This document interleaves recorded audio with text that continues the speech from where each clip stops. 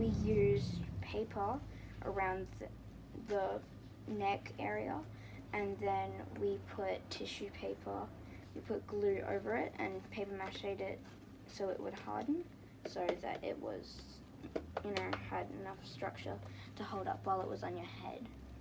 And it's a milk carton, and the ears are pieces cut out of a milk carton, and the eyelashes are pieces cut out of a milk carton, and the eyes are lids from a milk carton.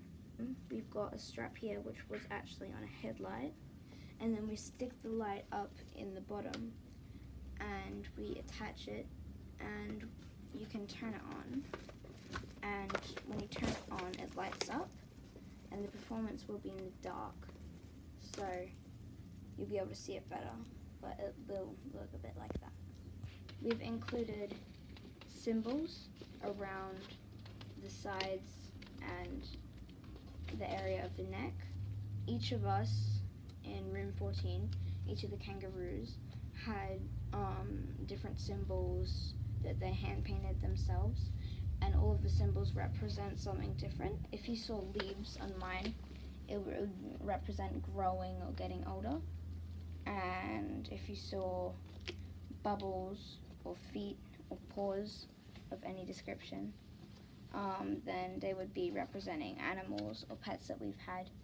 So the bubbles are the fish, the feet are the chickens, and the paws are the dogs. And then there are things like there's a hoop there, and musical notes, footy field, it might not look like a footy field, but there's goals,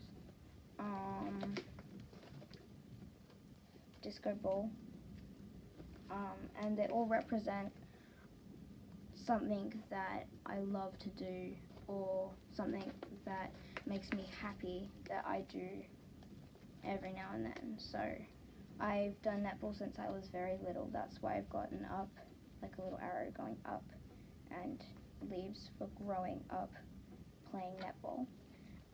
Because I did that with my mum since I was 6. I think it was 6. It was a long time ago. I can't remember. And I still do it now. Footy field.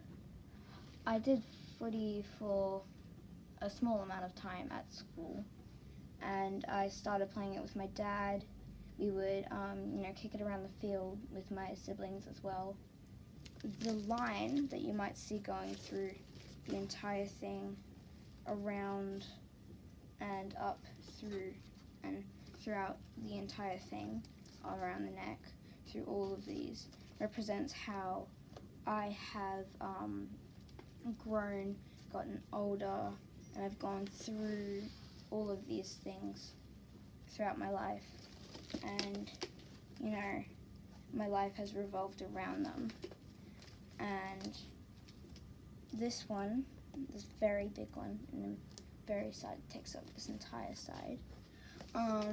Probably the most sentimental symbol, but the 2 hearts represent my 2 houses, and that represents 2 of my parents, say my mum and my stepdad, and that represents my dad and my stepmom. And then these 3 dots represent me and my 2 siblings, and then the lines connecting all of the dots represents how we have a connection and how we will love each other no matter how far apart. He told us about how we might want to do the symbols and what we might want to do them about, and where to put certain ones to make a bit of sense more. If there was a really important one, he said that you might want to make it bigger or put it somewhere where it's noticeable. He also showed us an example, and he did one.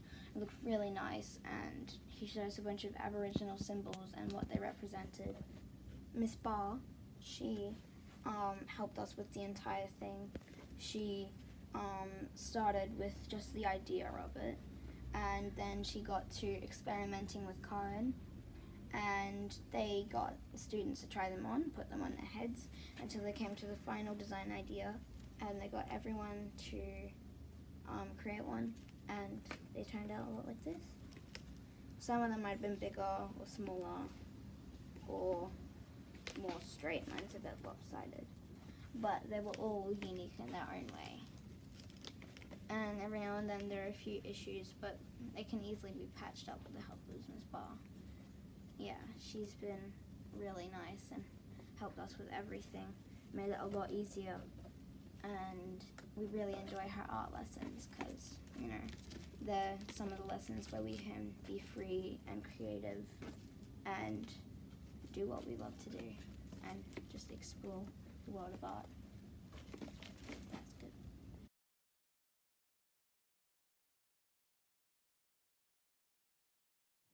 Peter Farmer and Miranda Farmer and basically every kid in our school all helped make this mural.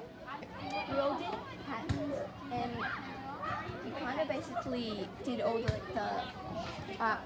outlines and art, and Peter Farmer sketched all the animals in that. The red and the orange are Kaarak and Bunaroo, and they're the two hottest seasons of the year. These are like bottle brushes, and you'll see lots of those.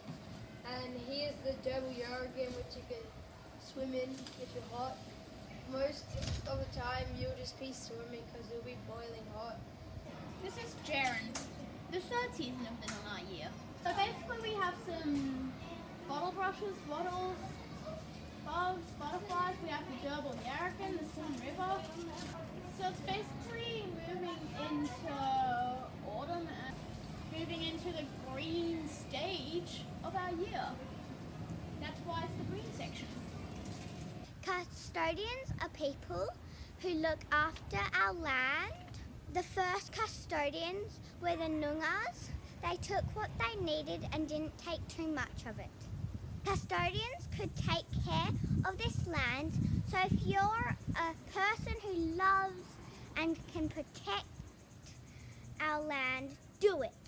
To be a good custodian is to learn about the totem that you're given and educate other people on how to care for it and care for it yourself. Custodians live and share together. Our totems for Bassendean Primary School are the Kaarak, which is the red-tailed black cockatoo, and the Marri tree. We have adopted a pair of red-tailed black cockatoos and planted another Marri tree on site.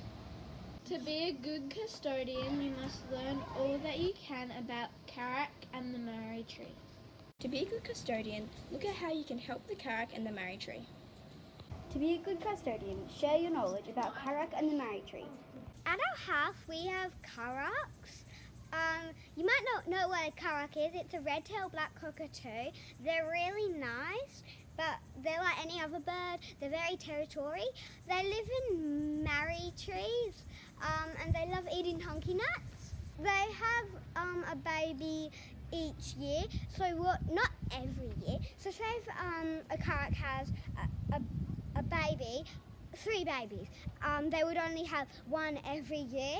When the Kaaraks are like on the ground or anywhere, the crows just come and like pick their feathers out, so they can easily get hurt and they won't be able to fly away from any danger. And it's really sad because the crows don't want them to be here. You don't really see Kaaraks everywhere because they usually are lounging under the Marri tree or something like that. They're very sad because the crows, of course, why do the crows have to do that? I went on this excursion and I went into this room and it was filled with birds, and some of them were on my shoulders and they were so cute and friendly, and yeah, I love them. A couple of months ago I was sick and a male and a female Kaarak flew into my backyard and they started pecking at the honky nuts, and I still have one of the honky nuts that they pecked at. Doing the dancing, the lumberjack, and the left wing of the water. I'm doing the river and the fish. Being a lumberjack and a dancer. The Marri tree bit, which is the trees. And the trees and fire. The Kaarak's on and some like tree pots. And then we turn into fire. I am holding the flocks of Kaarak, which has 4 cardboard carrots on the end of it. We're singing the Kaarak song and Gender Gender. We're doing the bees and making the mountains. I'm a kangaroo. We're doing wildflowers. To do a dance for the Marri tree. The pre-primary bit is like, we're going to have a bonnet shaped like this. Oh, my hand, I'm moving. And then we have like an elastic thing that goes under to keep it on if the wind comes. You're going in a seat and carefully go up and waving your arms at the top. And then going in and out and going in a circle. And we're going to be flowers. Flowers, we have to go into seats. Probably playing the puppet. I kind of like where I go up and move the fish around. Making the puppets with the bamboo shoots. Rehearsing, where the car comes in and then when the dog's there. And I also like when Fenella does the singing. Oh, the fire. Because he burned down the dead trees. They died to death. I like it lots. When we see the trees get burned, it's really fun because they fall off. When we sing Kaarak, when we were making it, because we used so many different tools and it was so fun to do that. Doing the mountains and getting into the shapes. When the three birds get chased around. To turn around and go in and out and with our friends. Dancing. I think when I'm not performing, it would be eating. But when I am performing, it would just be dancing. Bees, because you turn around. I like the bit where we're in flowers.